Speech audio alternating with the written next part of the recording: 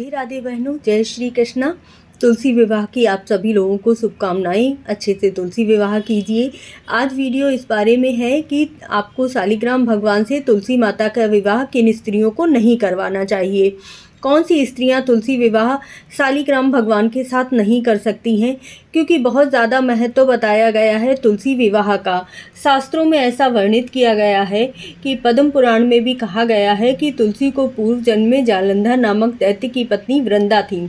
जालंधर को लोकहित में मारने के लिए भगवान विष्णु को शालिग्राम बनना पड़ा।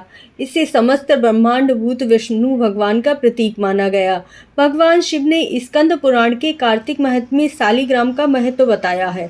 भगवान विष्णु ने वृंदा से वरदान लिया था कि वह तुलसी का पौधा बनेंगी, जिससे कि वह सर्वत्र पूजी जाएंगी। ऐसा कहा जाता है कि वृंदा की भक्ति और विष्णु के प्रति उनका समर्पण तुलसी की पत्तियों में सुगंध बनकर आया है। वृंदा विष्णु भगवान की सबसे ऊंची भक्त मानी जाती थी और उन्होंने अपनी भक्ति द्वारा विष्णु भगवान को अपने वश में कर लिया था, जिसकी वजह से विष्णु भगवान को शालिग्राम भगवान का रूप धारण करना पड़ा और वृंदा के शाप के कारण ही शालिग्राम भगवान का अवतरण हुआ था। भारतीय नारी जब भी कार्तिक मास के शुक्ल पक्ष की एकादशी को तुलसी और शालिग्राम भगवान का विवाह करवाती हैं तो वह सौभाग्यदायिनी होती हैं।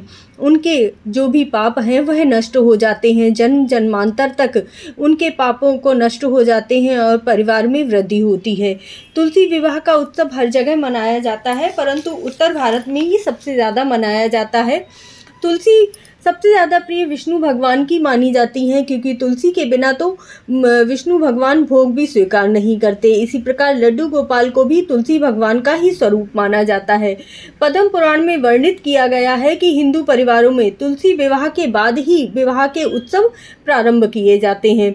जो भी कार्तिक मास में तुलसी के दर्शन, स्पर्श, ध्यान, अर्चना और सिंचन करता है उसके सभी पाप नष्ट हो जाते हैं। ऐसा हमारे शास्त्रों में वर्णित है कि तुलसी समस्त सौभाग्य को देने वाली और आदि व्याधि को मिटाने वाली है। तुलसी के बिना जितने भी कर्म कांड किए जाते हैं वह सब निष्फल हो जाते हैं। कोई भी देवता प्रसन्न नहीं होता।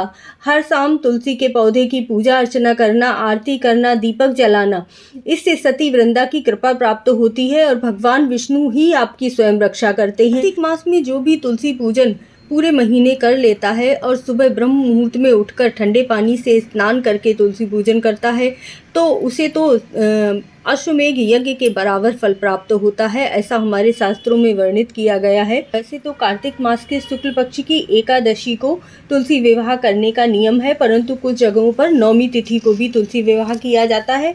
यदि आप नौमी को या एकादशी को नहीं कर पा रहे हैं तो पूर्णमासी तक आप कभी भी तुलसी पूजन करके 5वें दिन विवाह की रस्म निभा सकते हैं। इसके साथ ही नौमी, दसवीं, एकादशी के दिन व्रत पूजन आदि करके कई जगहों पर ब्राह्मणों को तुलसी माता का विवाह करके दान कर दिया जाता है। तो यदि आपके यहाँ भी दान कर दिया जाता हो तो आप तुलसी माता को दान कर सकते हैं।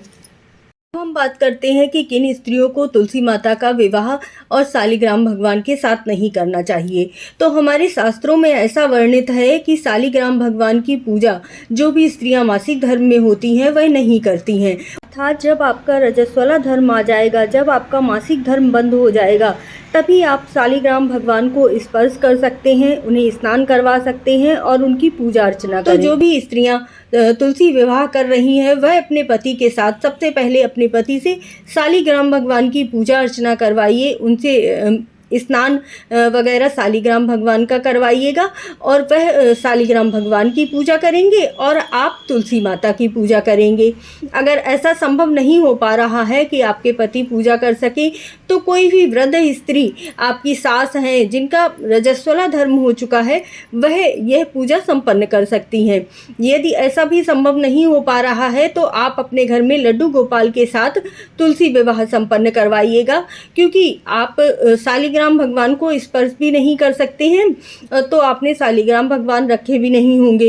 इसीलिए आप लड्डू गोपाल के साथ तुलसी विवाह संपन्न कर सकते हैं। यदि ये भी संभव ना हो सके तो आप श्री कृष्ण भगवान की कोई भी फोटो रखकर तुलसी विवाह का गठबंधन कीजिएगा, 108 परिक्रमा कीजिएगा, तुलसी माता को श्रृंगार की सामग्री अर्पित कीजिएगा पूड़ी, पुए, आंवला, सिंघाड़े और जो भी ऋतुफल हैं उन्हें समर्पित कीजिएगा, भोग लगाइएगा और इस तरह से आप पूजा अपनी संपन्न कर सकते हैं। यदि मासिक धर्म आने की वजह से या किसी वजह से आप पूजा नहीं कर पा रहे हैं तो आप पूर्णमासी तक कभी भी पूजा अर्चना कर सकते हैं।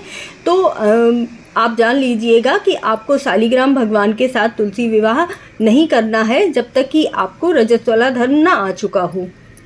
कार्तिक माह में यदि आप इस तरह से तुलसी विवाह करेंगे तो आपकी पूजा अवश्य ही सफल होगी। जय श्री कृष्णा, जय राधे राधे।